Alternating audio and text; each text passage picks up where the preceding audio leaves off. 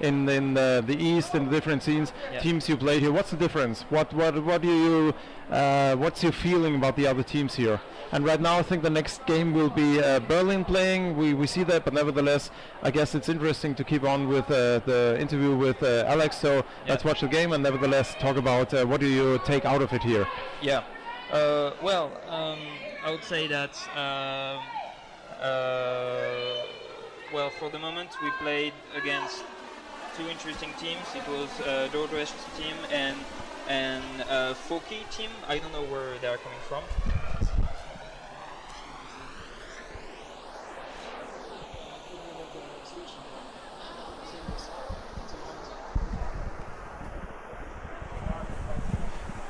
Yeah, sorry, Alex. So you played against Foki? Yeah, and do you know where Foki coming from? Poland, they're Polish. Polish. Oh yeah, I kind of recognize the. I think Foki is Polish. Yeah. Well, these guys are quite strong, and this is a perfect example because they don't really play rough. It's okay. They're not really technique, as some of us are maybe, but they have a really good sense of playing. Okay. And they just killed us because they put us in a corner and we were like pushing, trying to get it to the goal, and they were charging their players, and we were like, every time we thought that we are very close to the goal, and in fact no. Okay, and interesting. They just killed us like that. It's stupid. So you learn from the teams here the styles and yeah, sure. well, that's great, and I think that's also what these tournaments are for, to see different styles of playing and to exchange techniques and to learn from techniques. Yeah, sure. That's really great. And so the last question, and I don't know how much time you have to stay here with me, but the last question would be about Champions Cup. What do you think teams in the Champions Cup is, what it means is the winning national team club, the winning national club of one country is allowed to participate in the Champions Cup. Yeah. So do you think that's for interest for French teams to compete, to join the Champions Cup if we would organize one here? Yes, of course, but I think it's already exists. Oh, really? It does? If I'm wrong, tell me if I'm wrong, but I think that there is the European Club Championship. Yeah. And it's organized every year or every 2 years, I don't know. Okay. In July or August. But is it open to all the world clubs? Is it open for Colombia? Well, no, it's not open to Colombia. It's only European. European. It's like Champions League in football. Yeah. Okay. Yeah. Exactly. Yeah. But what we do in the Champions Cup in underwater rugby, we play. We have get teams from all over the world. Yeah. We have them from Colombia. We have them from all over. So that would be our aim, to have. It's not a World Cup. It's not the national teams, but the winning clubs. So this would be a different setup. You want a World Club? Yeah. The Champions Cup would be a World Cup of the winning teams. Yeah. Yeah. Okay. Well, yeah. In this case, it's interesting, but I think that the biggest difficulty is to bring clubs from other continents. Yeah. And it's not easy, but if you could, it would be very interesting because there is a variety of gameplays which is absolutely extraordinary. Thinking about the Colombian teams, who are exactly. very powerful in their in individual duels, because they organize the Medellin tournament, Aguamala, I think it's called, and it's a 3 versus 3. And I watched some videos, and it's absolutely awesome to watch. Yep. And these guys are very strong. They are. And it will be also very interesting to have some Oceanian teams like the Aussies or the guys from New Zealand, because they're very technique, and we just could have some nice gameplay exchange and gameplays, different styles matching each other. And for me, French teams, Spanish teams, Italian teams, they're more in Western European style, which is it's not rough, but it's a bit rough, and it's a mix of all these things. So Yeah, I think that if we could have such a tournament, should Well, be very interesting. we'll Very, try to very organize it. Well, we have a nice push here. It's really Yeah, interesting what's please, happening. Alex, help me. Let's Yeah. let's Oh, nice goal. let's another goal. Yeah. Help me to comment a little bit the game. I'm really a rugby player. I never played Yeah. hockey. I have to admit. I Okay. like to do comments, but I can ask you the right question. Yeah. So probably the people watching now are interested too a little bit in what's going on in the screen, what you can see. If you have time to comment the game with me, that would be not, really nice. Not too much because my girlfriend wanna take a quick break? bath in the pool, so I have to. If you want to go, if Oh well, I can stay a bit, but I have my Okay. boyfriend duties. So yeah, you know. That's okay, nice. welcome Alex. So you see us here on the screen. Thanks for being here. But Okay, let's go in the game. yeah. We have Mamara from Turkey against Turkish team, Berlin. Come on, guys. Come on, push it on the wall. Protect. Give it to a guy. Yeah, no. Well, Oh, it's us again. The most interesting part of the tournament. yeah. Everything is happening here in this office. This is interesting. The referee has only the yellow gloves, no shirt yeah. on.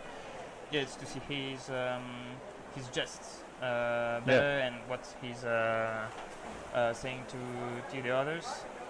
And well, as a gamer, I have to say that sometimes we don't really understand if we have to stop to play or not, because sometimes it's beeping and we stop play and the referee tells us that no, keep playing. So Okay. we lost some pucks that Okay. way, but well, never But mind. isn't it as soon as you hear the horn, you have to stop playing? In rugby, is now yes, but the referee thing another thing, and well, now we just nice acceleration here. Oh, come on, that's a really fast game, yeah, nice, really and nice. it was really unstoppable how he Yeah. went for the goal. Yeah, all right. I think my brother is sending me some messages, and he's saying, "Here it is, the sports journalist. It's the beginning of a career." Yes, Dad, of course. Alex, you're right. that's the moment you have to remember. In 10 Yeah. years from now, Yeah. we will both commenting the World Cup in underwater hockey. Can you record it? I'm going to send it to a French TV so I can start my career. in Probably this. we have recordings. I have to check. Yeah, I'm not really sure. Nice, really nice. So what I found out when we do comments for the Champions Cup, we talk non-stop. So we try to be the eyes of the spectators. So it's like this is happening and just in the second. And it's really difficult for me to do this in hockey because I don't understand what's going on. So.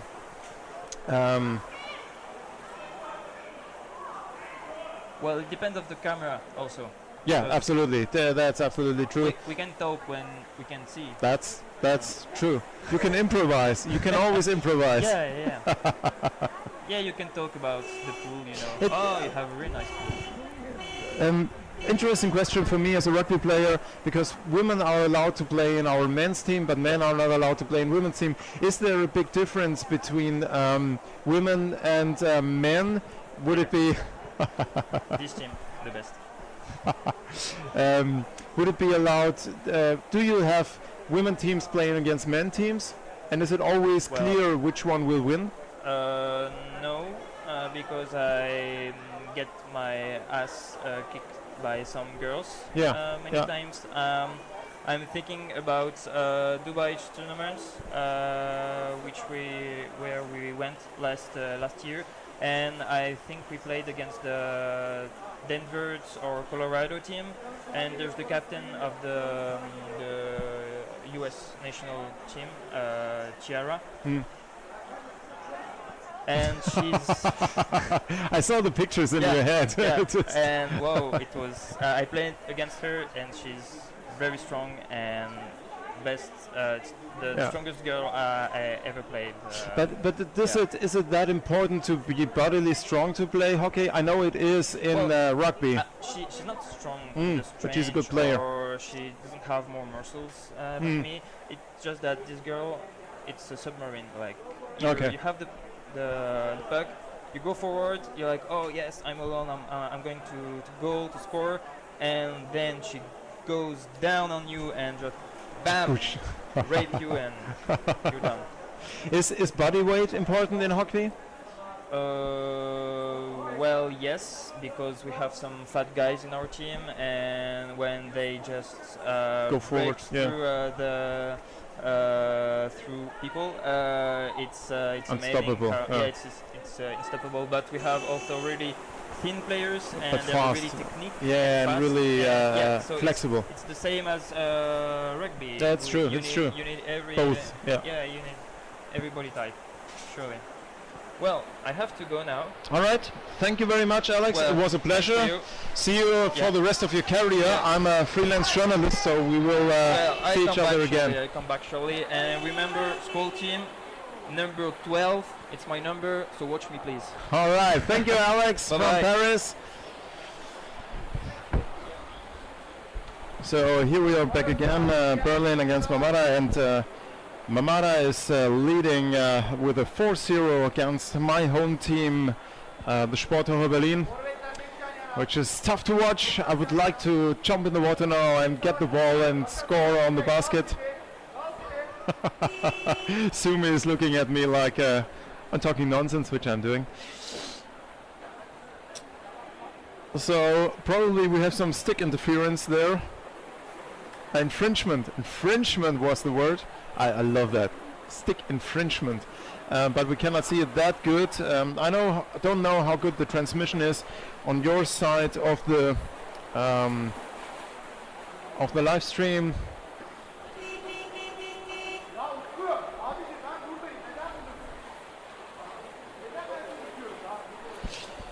So we try to get more interview partners into the water as possible.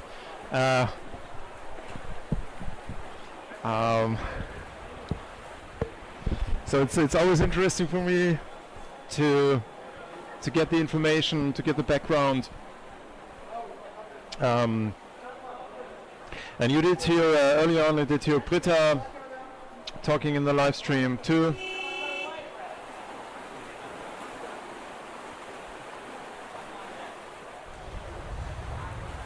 So Mamara seems very good. It's interesting to see Turkish teams in these sports. We had the same development here. The Turkish player is going forward with a flick. Wow, that was... You couldn't do that in rugby. That was amazing with this distance to score. It is a good, if you can do the flick like that, you just like from the distance, you are unstoppable if you don't have a player in front of you. Very well done, very nice done. Impressive. And like I said, Turkey is really growing in rugby too. We have the teams from Izmir especially, and the head of the rugby commission of CMS, Levent Kavas, is doing a great job bringing underwater rugby forward. And I think it's the same for the hockey, which is growing in Turkey. Really big community there, and they push it. They have they invest the money and the time, and they're very well organized.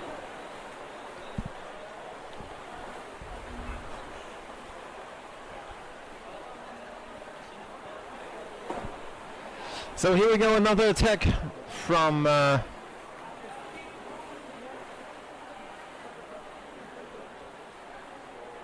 Berlin, but very well defended. And there was another flick in the direction of goal. That seemed to be a goal for Berlin. No? Oh. Sumi didn't see it. Maybe I saw things that don't happen. Oh, it was a goal for Berlin. No? No goal. Ah, Mamara again. Huh. Yeah, Eva Maria, Eva. I'm just reading the names. Hey, Eva. Yeah, both teams are wearing black swimsuits. It's really hard to distinguish. It's true, it's the same problem here for me as a commentator, but they have the different caps on, but sometimes they are really difficult to see. True, wouldn't be possible to do this in underwater rugby. Yeah, the only way to distinguish the players are with their caps. Isn't it difficult, Sumi, to find your own team if you see a black swimsuit and you only see you can only distinguish them with the caps? My microphone is off, so I can't. Now it's switch it on. Sorry. You don't want me to reply. I do so much. Okay, no, not at all. I'm never looking at the caps because the color of the stick is different. So we because have the black sticks and the white sticks, and when we play, I am still not good enough to play blindly. I have to look at the puck. Here we can see that a good player does not look at the puck while pushing it, but I'm still doing that, and when I look at the puck, obviously I see the color of the sticks nearby, and I know whether it's my friend or my enemy. So the what we use in rugby too, we put wristbands with the colors around our wrists to distinguish each other. But that's I didn't know you actually identify your team by the color of the sticks. That's interesting. But it makes sense since you always look for the puck and you always look in front of you, so you see the hand. Mostly you see the hands. Exactly. And the pucks. Yes. So when we play our training games, our practice games, we don't change our caps at all. We just wear whichever color we have. The only thing that's interesting for us then is the stick color. So that makes it hard for us here in the live stream to identify the different players, which is an interesting question for live streams. That was a good save, yeah. Even I could identify that. And now we have an advantage. Oops, that's the wrong camera. Advantage. I'm confused with the sides because the camera outside and the camera underwater, they are from different sides of the pool. So it's a little bit confusing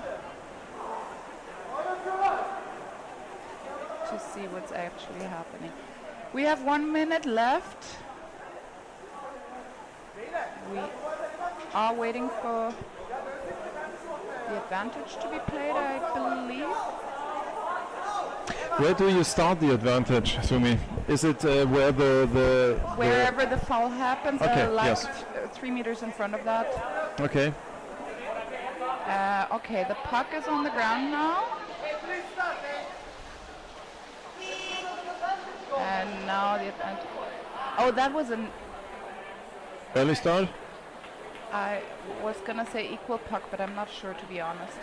Sometimes we have equal pucks, but and oh dear, that's it's going a very towards fast the attack. Berlin goal again, and trying to save it. Good save, very well done. Right in front of their own goal. Oh, I think that was Cookie, our new player. Cookie! Game over. Sounds like, no? Yes, that was a time. So the 8th goal doesn't count, I hope. It shouldn't count, yeah.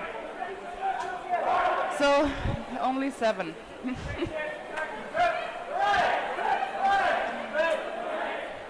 So is it game over? Yeah. Yes. All right, game over. You see the sun in the live stream. It's really nice how the sun reflects there. I love this pool, and the feedback from the people here is really they're amazed. Even the French player I just talked to, Alex from Paris, he said it's the best pool he ever played, and it means something in a nationality where underwater hockey is such a common